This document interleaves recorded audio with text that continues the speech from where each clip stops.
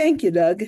Welcome to another in a series of program meetings sponsored by the Woods and Wetlands group of the Illinois Sierra Club. My name is Rosemary Heileman, and I will be your host this evening. Our program meetings feature speakers on topics relating to our environment, stewardship, wildlife and nature, public policy, and anything about outdoor activities like hiking and canoeing and bird watching. In a minute, we will hear from our featured speaker, Nate Szkil of the McHenry County Conservation District. But first, we have a couple of brief announcements. As Doug said, we are recording this program so that you can watch it in the future. Turn off your camera if you don't wish to appear on the video. We will send out the YouTube address for the program later this week so you can watch it again. Before we begin, please be sure that you are muted, especially if you have a barking dog, a television, or other commotion in the background. Please feel free to ask any questions of our speaker this evening by using the chat room at the bottom of your screen. We will select questions afterward, and they will be directed to the speaker. Now let's move on to our April Sunday speaker program. Nate Szkil is an education program coordinator with the McHenry County Conservation District based at the Prairie View Education Center in Crystal Lake, Illinois.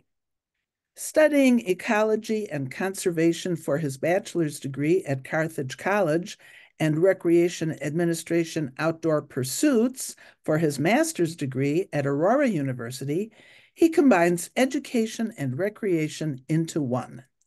He is passionate about people and nature. Working with the public and educating others to connect to the outdoors is his calling. He loves sharing outdoor education programs, special events, gardening, and making nature easier to relate to. He has been educating and sharing programs for over 15 years. We welcome you, Nate. Thank Go you so much. I would just like to first thank the Sierra Club Illinois chapter Woods and Wetlands group for inviting me to speak with you today, and to Doug and Linda and Rosemary for helping get all of this situated in for tonight's speaker event. So I'm going to go ahead and share my screen and get our talk started. So can everyone see my chorus of the cicada, the ultimate celebration? Yes, Excellent. it's Thumbs fine. up. Perfect. Okay. So let's get started. See if we can get these slides to go forward. All right. So first, we're going to talk a little bit about the McHenry County Conservation District. Our main three things we do is to preserve, educate, and recreate. So preserving natural habitat for animals and plants. We want to educate the public, whether it's public talks like this one. We also educate school groups through field trips when they come to our sites, and then we'll have schools that invite us into their classroom. We also do other public programming and special events throughout the county as well. We also want to recreate, so we have a ton of different sites, about 35 that you can go and enjoy all across the county. And those include a variety of different activities that are listed below on the slide. And there are many more that I haven't listed that you can also do at the sites, which is exciting.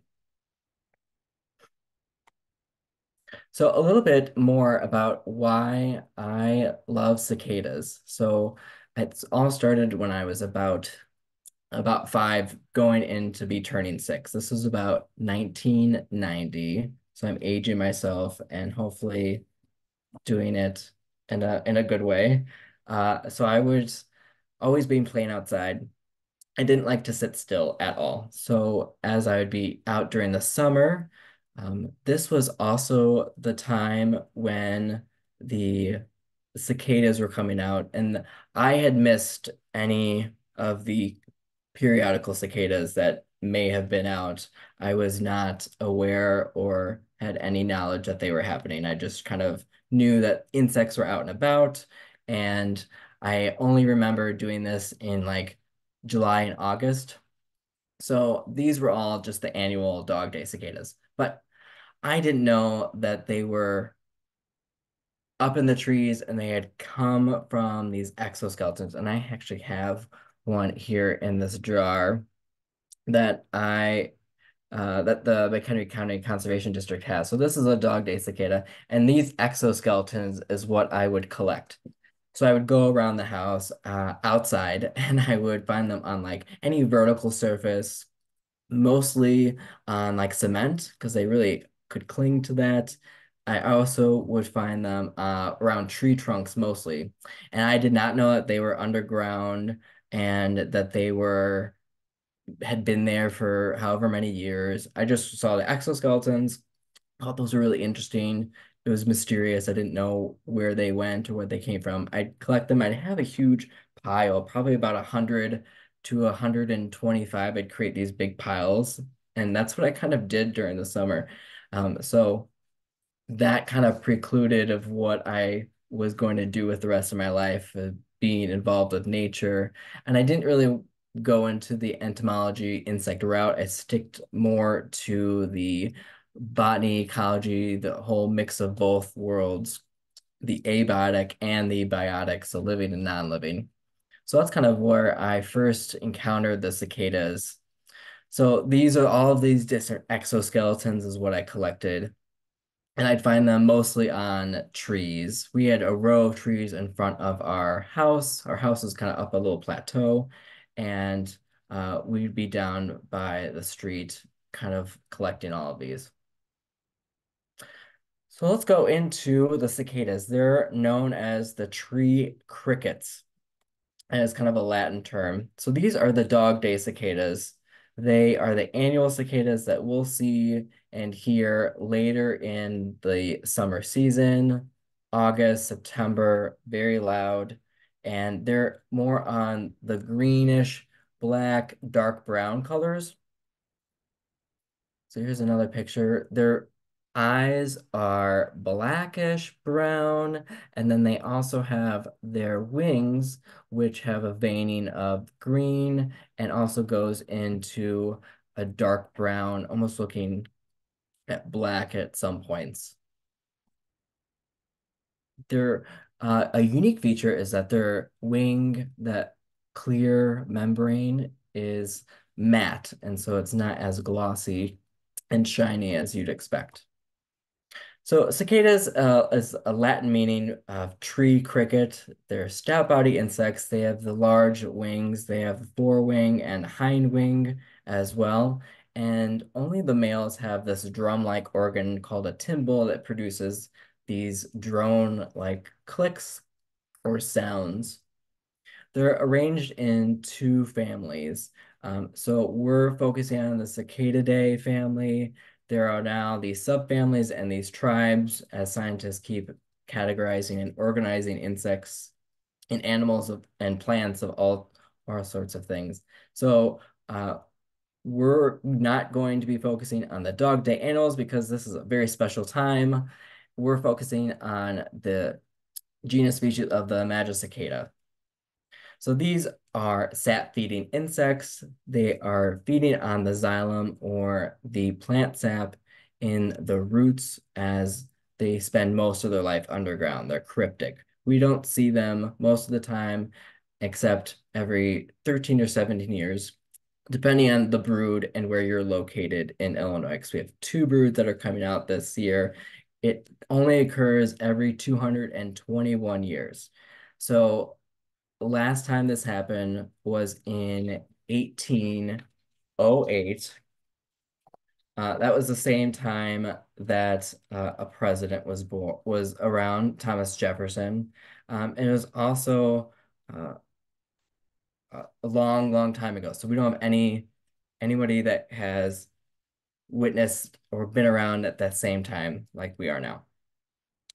There are about 3,000 species of cicadas worldwide, and in North America, we have 190 species, and then there are 12 broods of the 17-year cicadas, so that takes up a majority of the cicadas, and then there are 3 broods of the 13-year cicadas. So our cicadas, we have a 17-year cicada, the northern brood, and then we have a southern brood that will be a 13-year cicada. These also have really good entomophagial value. So a lot of birds are eating the cicadas, some spiders. We have fish that will also eat them, and they're getting snapped up real quick. Their cicadas also hold an important part in a lot of different cultures, whether it's through myths or through folklore. So a couple interesting facts. In some Asian cultures, the cicadas are a symbol of rebirth, health, wealth, and happiness. So when you see them out there, you can just uh, embrace that loud noise and hopefully you'll get more money and you'll be healthier because of it. For many, cicadas have inspired art. They've inspired music and theater. So we've tried to replicate that sound. I think the closest I think of when I think of a cicada sound is like a kazoo. And that type of vibration, that noise, that kind of reminds me of the cicadas. We also have the French. There's a region of called Provence, and they have proclaimed the cicada in as their mascot for that region. They proudly display it as good luck and charms in pottery and in fabrics. In New Zealand, there's a town even named after the Maori, which is the indigenous Polynesian people of mainland New Zealand. Their word for cicada, I may not pronounce this correctly, so I apologize. Kihi, and it features the cicada motel that you could stay at, and there's also a statue of a cicada in the town square. So that's kind of an interesting, unique feature. So cicadas are found worldwide, which is exciting. So we have our two cicadas. We have the annual cicadas on the right, and then we have the periodical cicadas on the left. And you can see a distinct difference, green and black versus black and orange with those beady red eyes that kind of stick out and stand out to you. Very unique. So rich broods are coming out here. I just need to move my pictures. Okay. So we have some broods. We have three broods on this map, and I don't want to confuse everybody. So the first brood is going to be those red circles. This is a map from the University of Illinois Extension, and this is brood 13. It's a 17-year cicada, and they're called the Northern Illinois brood. They also reach into Wisconsin, over to Iowa, Indiana, and I think a little bit into Ohio as well, if I'm not mistaken, or Michigan. I'm sorry, Michigan, Indiana, Michigan. And so this is a Northern Illinois brood. All those dots represent where they are located. The other brood is the Great Southern Brood. This is brood 19, and this is a 13-year cicada. So all these numbers can be a little confusing. So the Great Southern Brood is the purple triangles, and there is some slight overlap in some counties in that central Illinois region, but we will not have any contact of those. We were only seeing those northern Illinois brood cicadas up here in this area, but it's still, if you're able to travel down further south to see the different species, it's going to be pretty exciting because again, this is not going to happen until 2245, and none of us will be around unless we get frozen and brought back out for this special event, which people may ask you why you're doing that. So we have these two species that are out. I'm sorry, three species that are coming out within the Northern Illinois brood. So we have the Magicicada, the Septendicum, we have the Cassini, and then Septendidecula. Those are the three different species that are part of the Northern Illinois brood. So that's kind of the cicadas that we're going to focus on today. We do have some other maps. So the map on the left is a map from the Morton Arboretum. And then the map on the right is, let's see, it's from Cooley. This is, I have it in my notes. I'll get it to you in just a sec. And it's from the USDA Forest Service map. And so this kind of breaks it down into county level. And so we can see in that there's some discrepancies where the map is representing, fills the whole county when that cicada is found in that county, where that Morton Arboretum has kind of more, a little bit of a defined lines in those representations. So we have our broods showing up in Illinois. There are different ways that we can identify the species of the magic cicada. We are seeing just the three on the left. So the three in that left picture, we have the Cassini. They are solid black or dark brown on their underside of their abdomen. When you go over to the Septendecula species, we have a black abdomen, but there are some slight narrow bands of orange, or kind of reminds you like cinnamon color bands on their underside. And then those are least common. We won't see those too often. More common we'll see will be the septendecim, and they have the bigger, wider bands of the orange stripes. And they also denote that there is some orange between the eye and the wing insertion, um, whether that's their head or their thorax area. Because as insects have three pairs of legs, so six legs. We have the wings, and thorax, abdomen, two antennae. They have compound eyes. So these are the three species that we're going to be seeing here in our northern brood. All right, so let's go into their life cycle. Right now, they are underground.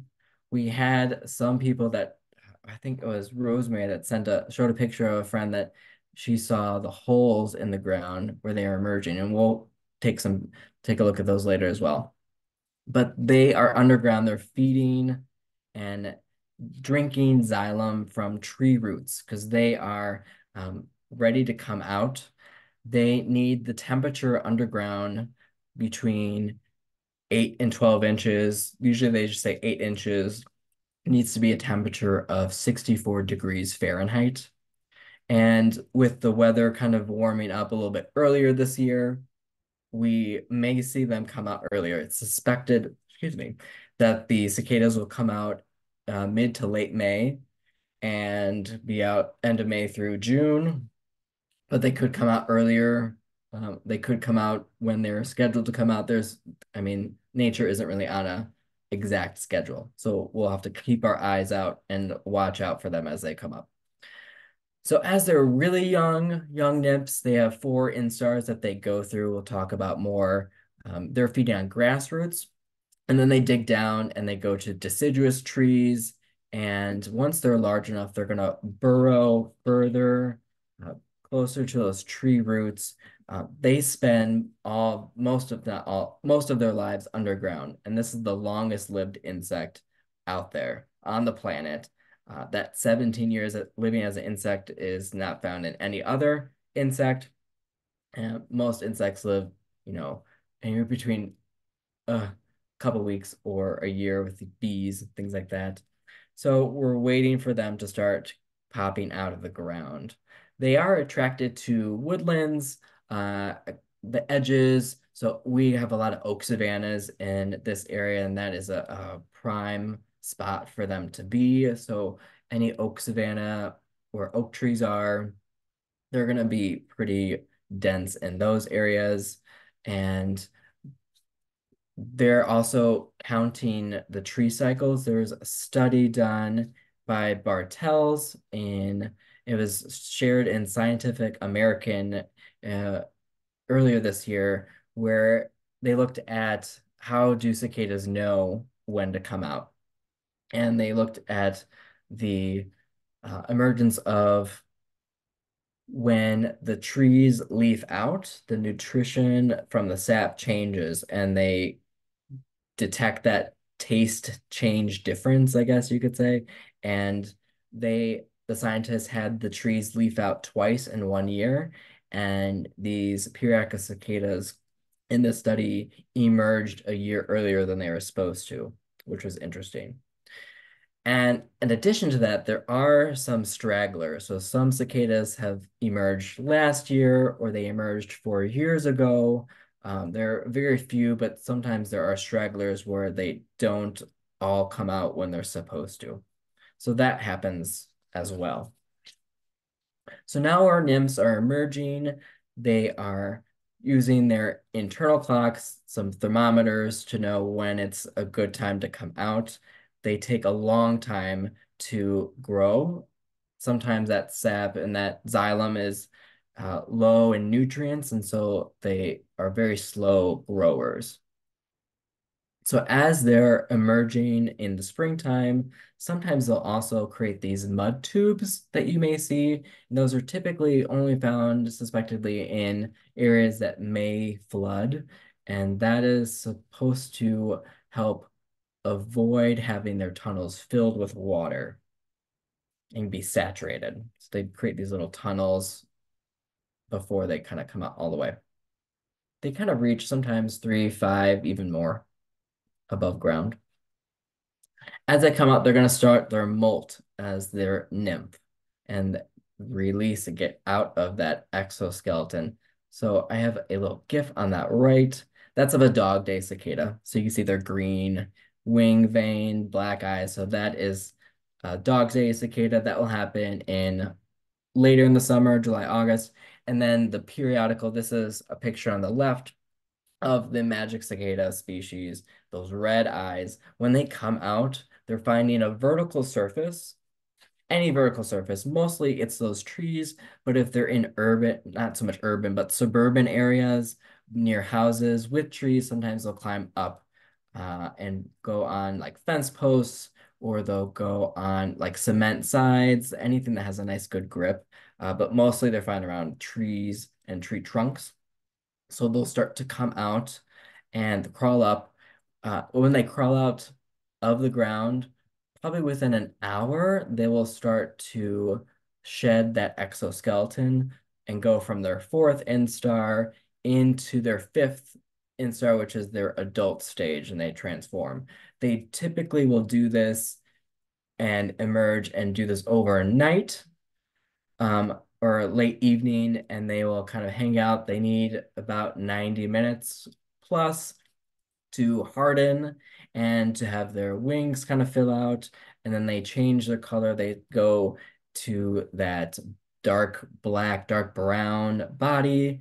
It hardens and they get their wings start to get that orange colorization in their wing veins. And that's how kind of we know they're ready. So that happens overnight. And then once they are ready, they keep climbing up into the top of the trees. And they wait about 5 days approximately before they start making all that ruckus and start singing. So this is a picture of an adult periodical cicada, orange wing veins, blackish body, red eyes. And we have our grouping. So they're going to start coming together. So I read a couple places that in the Chicago area, if the Chicago floodplain areas, there was in 1956, the scientists documented about 1 million per acre. And then if they were in a upland site area, is about 130,000 cicadas per acre. So that means there's going to be a lot of cicadas coming out, especially if you're going to visit them on forest preserve sites or conservation sites, depending which county you're in, or other kind of parks and areas. They're going to have hundreds of thousands, if not millions, of these cicadas up in the trees, and they're going to be grouping around like you see in this picture. Next, after 5 days of them, after they've molted into their adult, 5 days after that, then they start to do their beautiful singing. And it's not really singing, it's more of clicking, I guess you could say. So they have, the males have these special organs called tymbals, and they are rigid. They're kind of like mini flexible ribs, and they're muscle will contract and relax, and it will have these rib-like timbal structures that will click, and they do that quickly and rapidly. And because of that, that gets you that drone kind of clicking sound. It combines all together, and you have this loud noise. The issue is that there are hundreds of thousands, there's a lot of them, so then it gets louder and louder and louder as we go through. So these organs are a pretty unique feature. Their abdomen also enhances the sound and amplifies it, so that's fun too. We also will have these male cicadas, because they're coming out, they come out first. So they get the brunt of all that feeding from the birds or from the spiders. A lot of blue jays will be eating cicadas. Some woodpeckers will eat the cicadas, and a variety of others. And we have to watch out. Your dog, you may eat cicadas, and other pets that you take outside. But we have some good news. So they are not toxic. They will not bite. They don't sting. They have a kind of like a beak-like mouth. It's almost like a long. It's not a straw. It's not a proboscis like a butterfly. So they call it a rostrum or a beak, and they use that to pierce into the xylem to feed off of. But Dr. Cynthia Gonzalez, she's from Lincoln Park, and they're not toxic to pets. The only issue is if the pets do ingest a large number of these cicadas, there can be some GI issues, because they're not only ingesting the insects, but those insects, those exoskeletons, can irritate the GI tract, that especially in smaller dogs. I have two Boston Terriers, and I have an 8-year-old puppy, Boston Terrier, and she will eat anything. She eats the dandelions, she eats grass, she eats wood chips.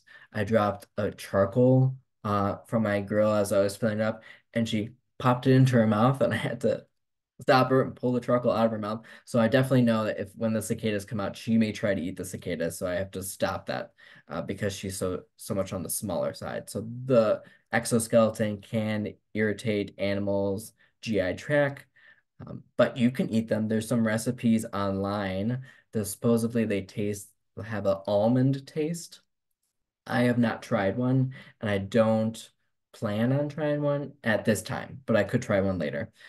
So you may see some local shops and possibly adding cicada as a special menu item. That might be exciting.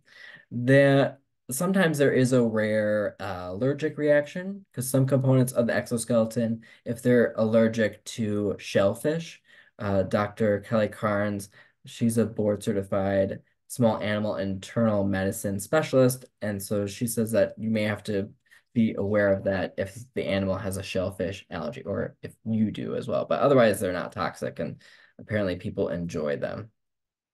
So in addition, the females particularly do this. They do wing flicks, and there are other species around the world that do wing clicks, and then the stridulations as well. But we won't hearing those. Our species, the magic cicada species here in the northern Illinois brood, only do the timbal organs and wing flicks.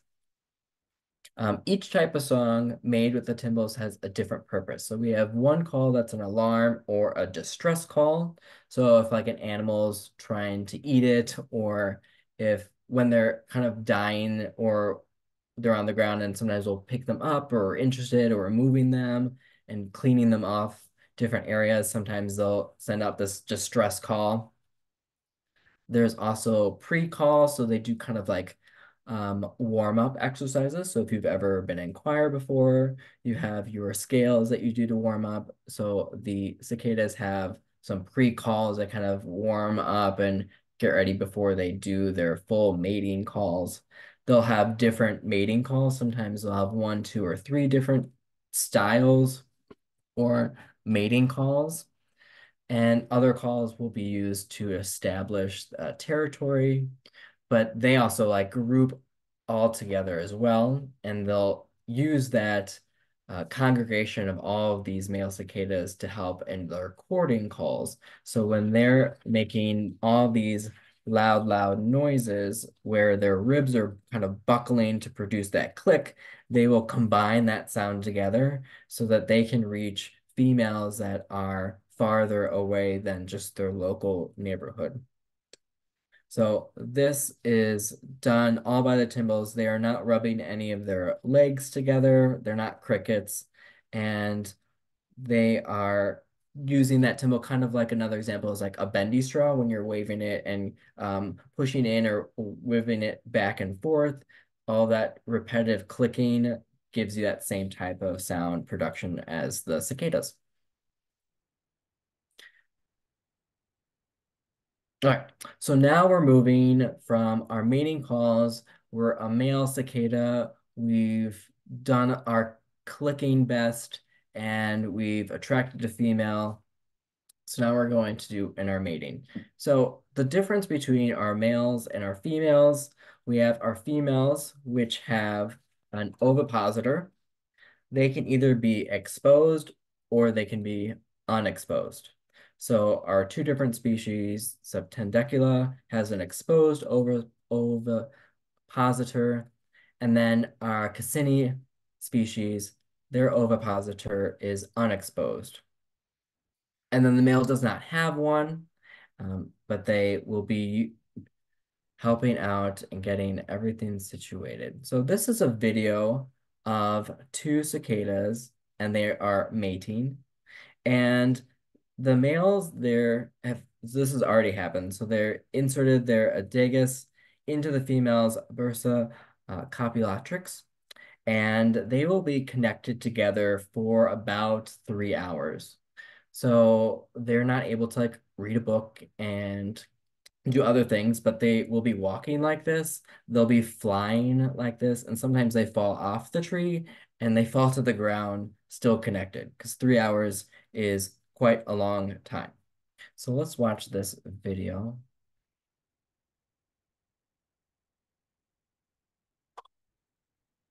It's music.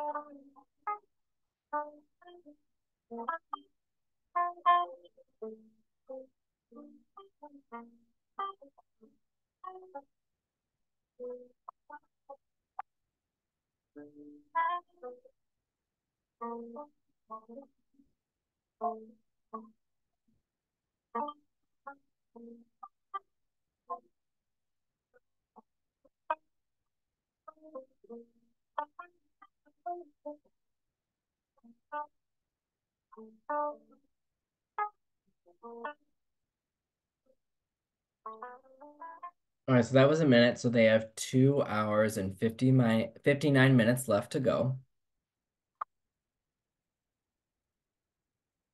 Uh, Typically, as they're mating, the males will put in a copulatory plug to stop other males from inseminating the females. Um, Sometimes that works, sometimes it doesn't. It's not a foolproof thing.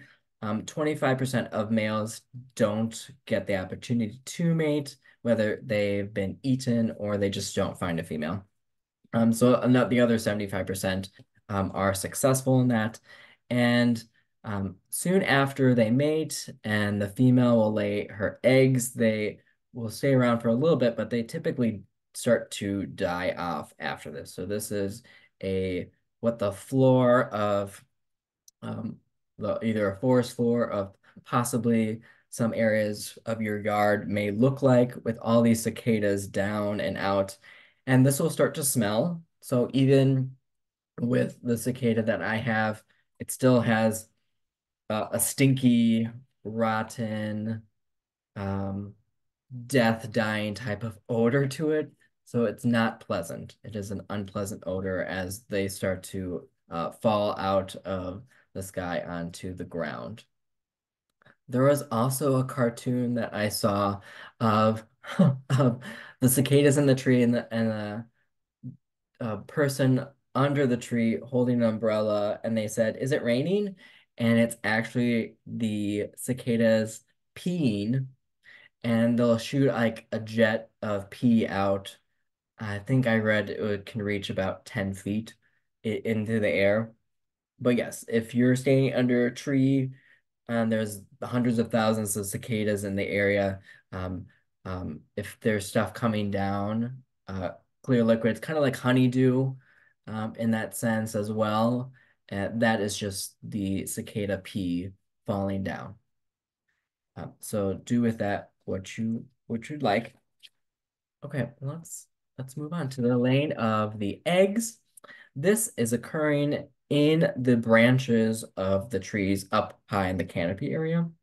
And these eggs, there's an illustration on the left that kind of shows it, a gorgeous picture by MJ Robb that they took, and you can really see those eggs are lined and laid very neatly next to each other.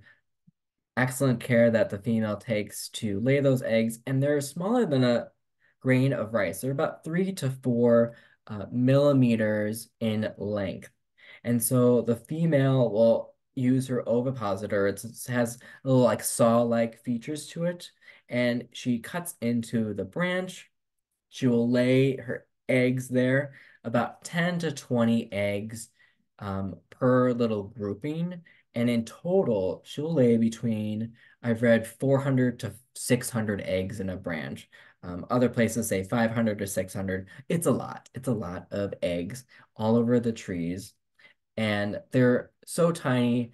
As they go in, you can see some of the scarring in the bottom right of the picture with that ovipositor had cut in and made those incisions to lay her eggs. And then sometimes you'll also have, from the Ohio State University Extension picture up above, some flagging. So that may occur where that end of that branch will start to die off. It's not going to kill or damage the entire tree or cause any permanent damage. Again, this has been happening for hundreds and thousands of years, these cicadas doing this. Um, there are some recommendations from the University of Illinois Extension on if you have trees that are younger than, let me pull out my information. Um, if they're smaller trees, first of all, avoid planting new trees this year in the spring. Wait for them to go and die, and start next year planting them in the spring. If you do have, and you have to choose a plant, make sure the stem diameter is at least 2.5 inches in diameter. You can place netting. You may be seeing this. I know my father-in-law had already seen this in a new subdivision in a neighborhood nearby where they were putting these netting over these trees, and that is the best way to prevent cicadas from calling up the plants from the ground is this netting. It should be no larger than 1/4 of an inch, the openings between the net. You could build a frame, they suggest. Um, Twigs and branches where they have like eggs into, you could prune them off if needed. Um, However, feeding by the cicada nymphs doesn't seem to be harmful to the tree when they feed. And then insecticides are not recommended. So I'm sure we're all on that same page. We don't want to use insecticides. So that's a good practice to have. And the cicada killer wasp, somebody may be asking, oh, the cicada killer is going to have a feast day, but they're not ready. They're not coming out until later in the summer. They're using those annual cicadas to lay their eggs in underground. So that's a different story, a different presentation we can go into. So they're not going to be out here. Those scary. Those are scary, big bugs. We don't have to worry about those yet. So this is a video. So we're seeing a couple things. I can see if I can show you. This, I don't know if you can see my, see if I can get like a dot. I like blue. If we could see this, I just want like a spotlight. Here we go. This is our ovipositor of our female, and she's laying the eggs in under the branch bark. And as you watch the video, she's slowly going to move her ovipositor out as she makes those nice, neat layers. So I'm going to stop that and we're going to watch the video.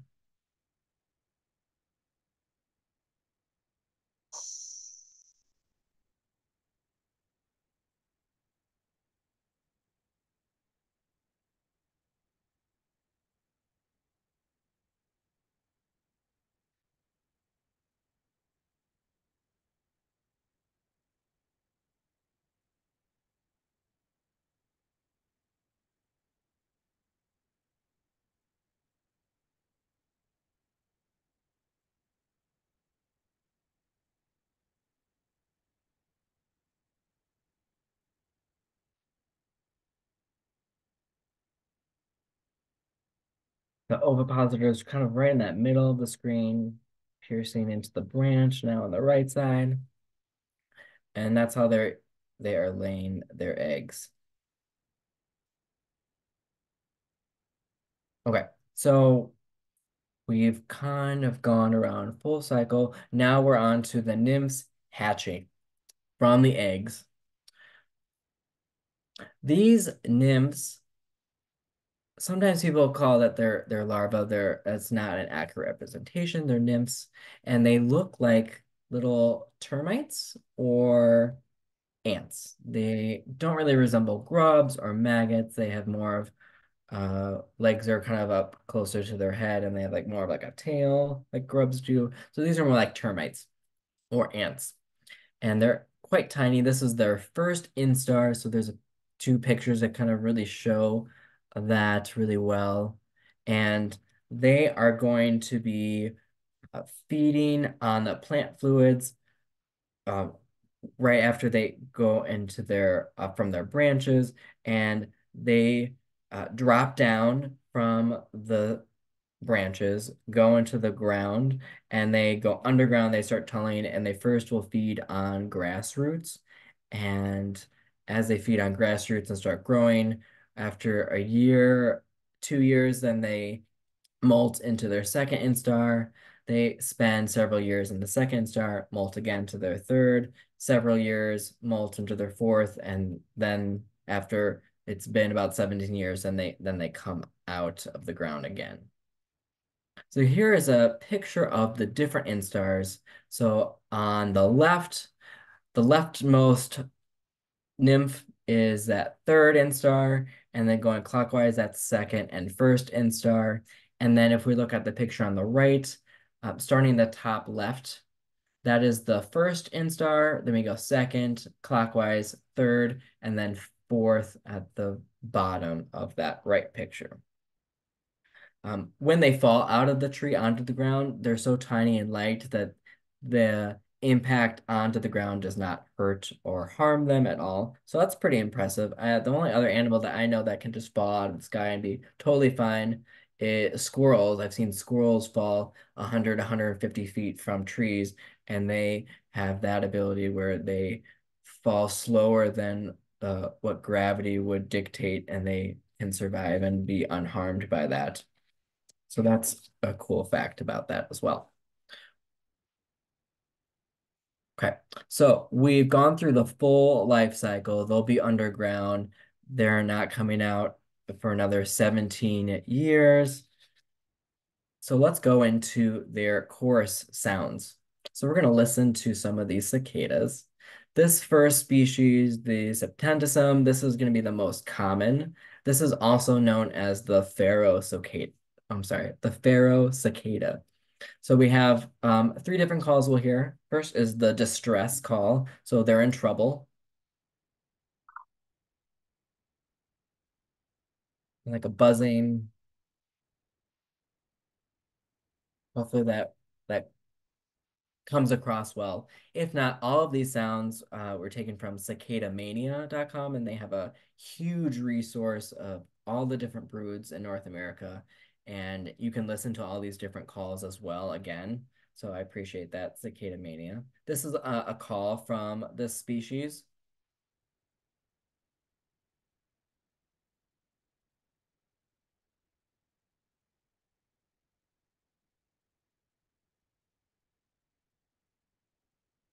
And then we also have two courting calls that I chose. We'll listen to court one.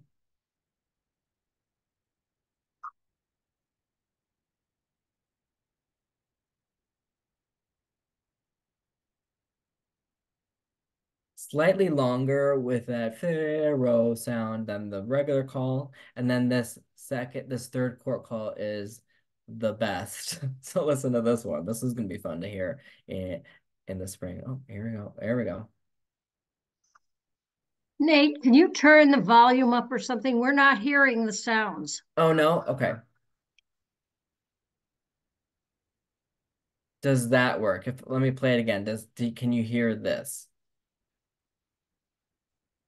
I'm not hearing anything. Nothing? Can you hear it? I can hear it on my end. Yes. Okay. For some reason, it's not playing. Oh no.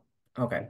Well, okay. So these are found if you go to cicadamania.com, you can go to each individual brew. They have a tab on the right side that shows, and you can go to brood 13 and you can listen to the three different species cicadas. So then I won't play the rest of these sounds. We had a distress, a call, and then two court sounds from the Cassini species. And then we also have the Septendecula species. This one's not as common, so we won't be hearing too much of these cicadas out. But we'll go into our next part. So I do apologize for the sounds not working.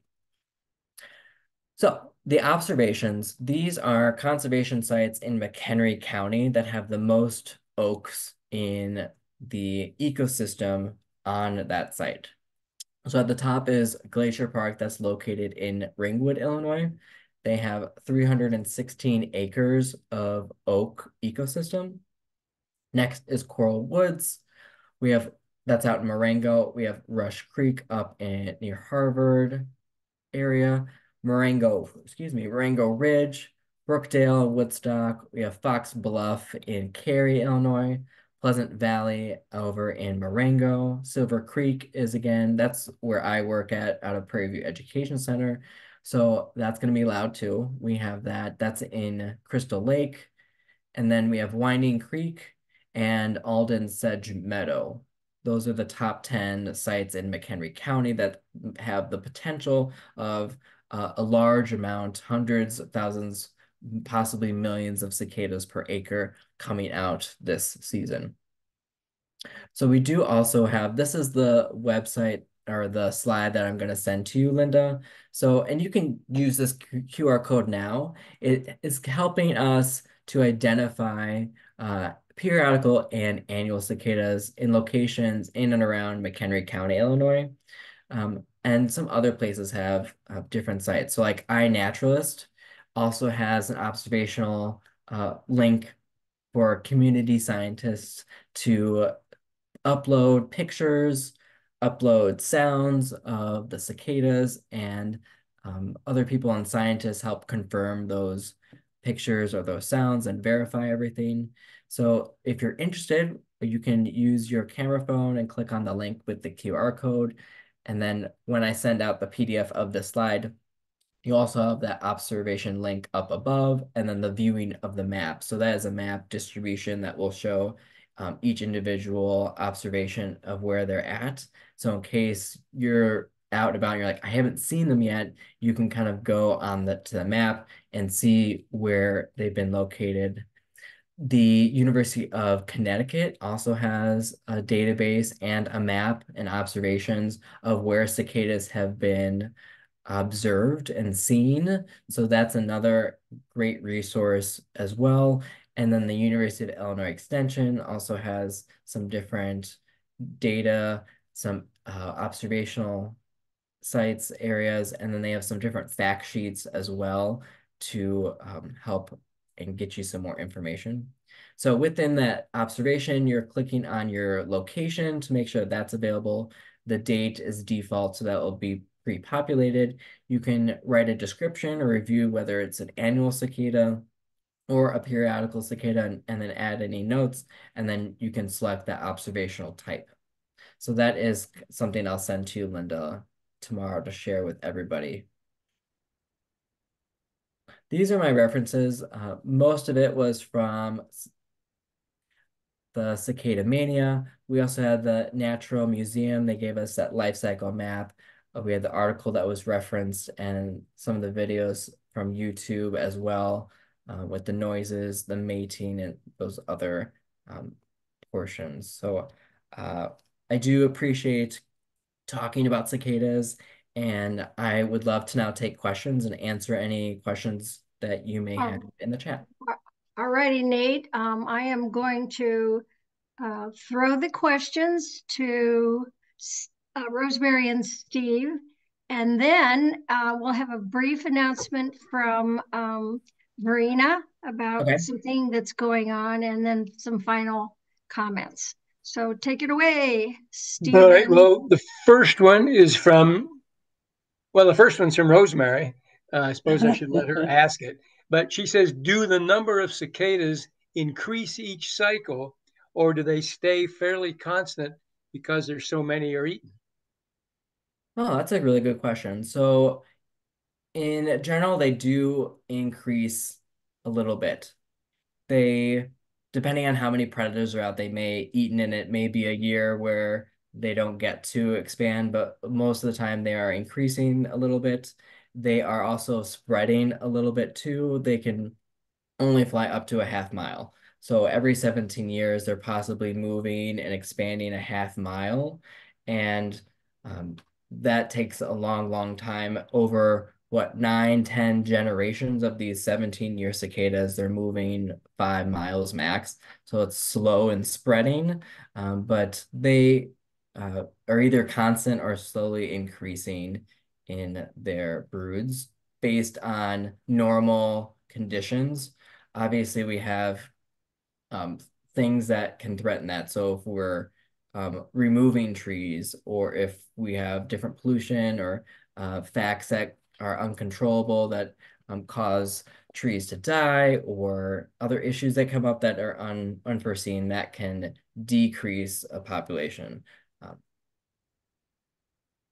yeah. Okay. Okay. Verena, you played us some sounds from different species, but she asked earlier on, do the different species have different sounds? So Yes. So you can identify the different species, the three of them, based on their different calls. If you have a nice keen ear, some of them are pretty unique and special, and they stand out. Like that, the pharaoh has another call. It's like tick tick tick tick tick tick tick tick tick tick, and so that's pretty unique call. And then it also has that wee woo, and that's a unique call compared to other of the cicadas that have different calls. So you can identify them based on their calls, in addition to identifying them from their abdomen on the underside.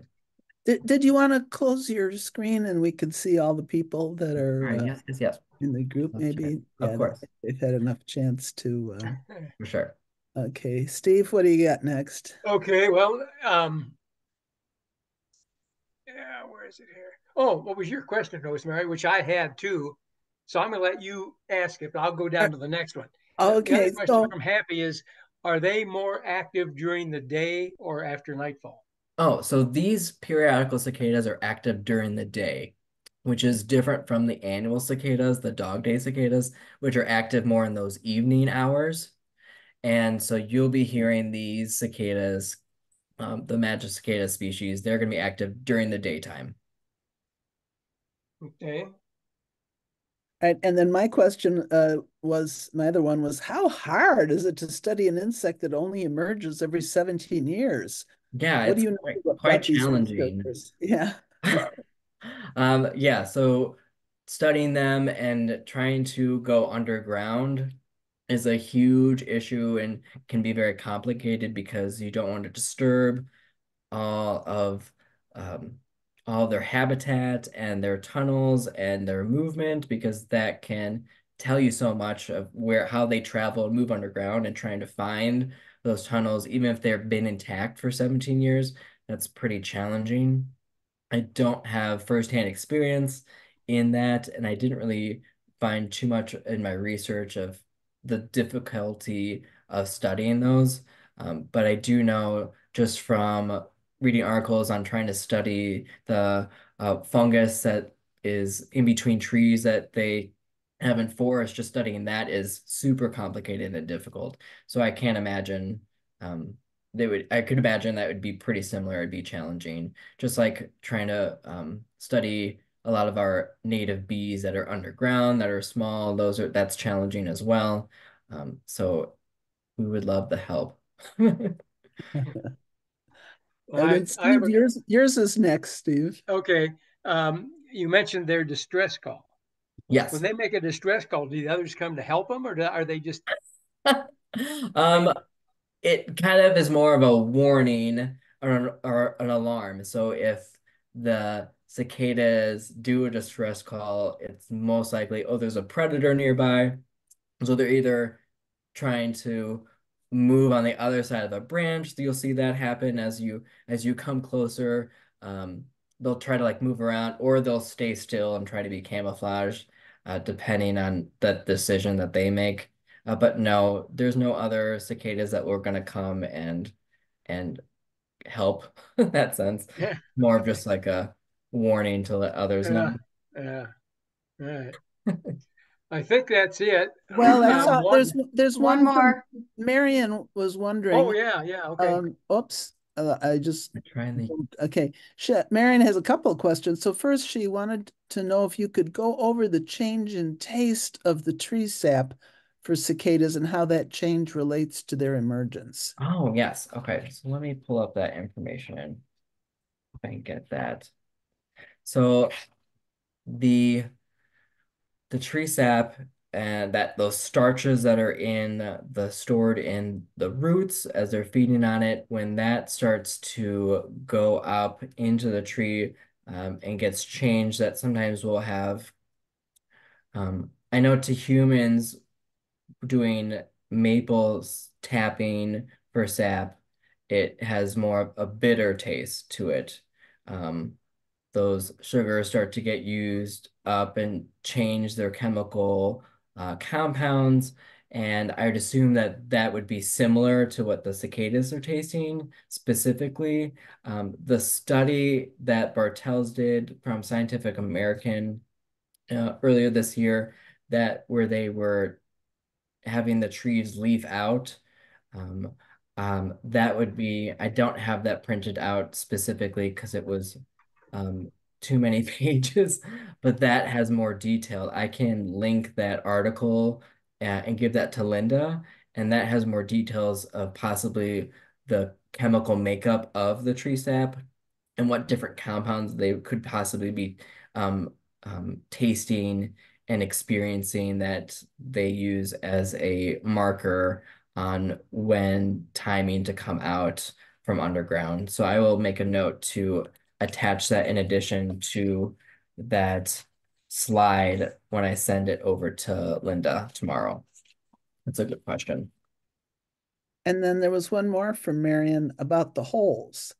Are Yes. they are they making them to get oxygen? Are the holes there for a while before they come out? What's the So the holes are mainly just there to crawl out of. So those holes aren't there all the time. They're underground, they stay underground for those 17 years. And when they start to emerge, then they'll poke and make a hole and come out. So they don't pre-make that hole, um, 15 years ago, and they don't do that. They wait and doing that in this time. So once they've been counting the tree sap and leafing out. They are now waiting for that 64-degree temperature that's about 8 inches below, and they will be coming out and making that hole to the surface at this time. So that's not a year-round or previous thing. No. And then one of the Zoom users tried the QR code and was not successful. So, Right. I heard that it didn't work, so I will double check it because it okay. should be working. I tried it earlier today and it worked for me. Okay. But that doesn't mean that I had already done it possibly. But I will confirm that the QR code works. If for some reason it doesn't work, that link, you can use that link specifically when you get the PDF, and you can click on that, and that can be used on a computer or on your phone too. So we have those both methods. And I noticed you had your phone number. If people have questions, that will also be included in the letter that we're sending out. Perfect. So yeah, it's the main number to the Conservation District, and then that is my work. They'll get in touch. Yeah, you well, can contact thank me. you so much, Nate. Woods and Wetlands. There's a long list of thank yous and Oh, compliments. thank you. I appreciate it. I'm glad you all enjoyed it. They have, yes, I but loved it. I wanted to thank you. Before we go on to our closing comments, I wanted to turn Woods and Wetlands speaker over to Verena, who has, I believe, some news for us, information, important information for those of us at Woods and Wetlands and all of you who are watching this. Verena. Yeah, thanks. And thank you, Nate. That was fascinating. I could have listened to this for another 2 hours. So much good information. For those who don't know me, I'm Verena Owen. I am the co-founder and chair of Sierra Club's large Beyond Coal campaign. I've been doing this for 20 years and with a lot of people, and we have marched to EPA hearings. Raise your hand if you have been to 1, 2, 10, yeah. For mercury and particulate matter and all those pollutants, because our theory was that we need to get the coal guys to internalize the costs that we as the public had to pay with our health. And I'm very happy to announce that EPA on Thursday issued 4 new protective rules that basically for me signal that the end of coal is in sight. And the 4 are: there is a new climate pollution standard limit, which means greenhouse gas limit for existing coal plants and new gas plants. And I want to add, when we started the coal campaign, we were fighting new coal plants. We pivoted to then retire existing coal plants, and we retired out of the 22 coal plants that Illinois had when we started, we are down to 3. And we'll get those 2. Waukegan is closed. And of the 560 in the entire country, we are down to 148. So yes, we are getting there. So anyways, the first one was the climate protection. Then we have finally stronger mercury limits for coal plants, which is super exciting and has been in the making for 20 years.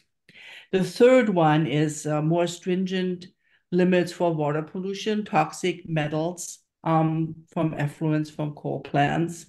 And the last one is, and that is important for Waukegan coal plant, the loophole that so-called legacy ponds were not covered under the coal ash regulations, that loophole was closed. And legacy ponds are those coal ash dumps where they just dug a hole in the ground and put the coal ash in. We know where the landfills are because they had to actually document that. And but it's been a super exciting week for everybody, and thank you all. This wouldn't have happened without the thousands and tens of thousands of on-the-ground activists who built us enough power to finally get this. Please all take pride in it. This is definitely fantastic news. Congratulations, and thank you for all your efforts. I remember 50 years ago being driven by a handsome young man down to West Virginia, where I was just finding information. But Verena, congratulations. Thank you for the good news, and especially for your efforts. So we'll move on. The Sunday Speaker Series will be on hiatus through the rest of the spring and summer, but we do plan to return in the fall, hopefully with some in-person meetings and some exciting potential speakers. I have my eye on an old Ohio native who's going to come and talk about coyotes among us, which I suspect has been here long before we were. We also want to invite our members, especially we're going to have a program on May 28th. It's a Friday. It's going to be a wonderful journey. Last year, we started at the water pumping station to see just what happens to the water that comes out of Lake Michigan and is delivered to our homes. We have the best water in the world here. Thank you, Lake Michigan. Now we're going to see what happens to that water after it comes to our houses and goes down the drains. We will be visiting the North Shore Sanitary District labs and plant on that Friday afternoon. Watch the newsletter and sign up. We're very excited about this program, and I am shocked to tell you many adults are very interested in this. It's really fun. And with that, I want to say thank you all for joining us this Sunday evening. Thank you for the people who support this and help to make it happen. So have a good evening. I hope we avoid the big storms. Thank you, Nate. You're welcome. Thank you, everybody. Have a great night. Thank you. Enjoy your week. Yes.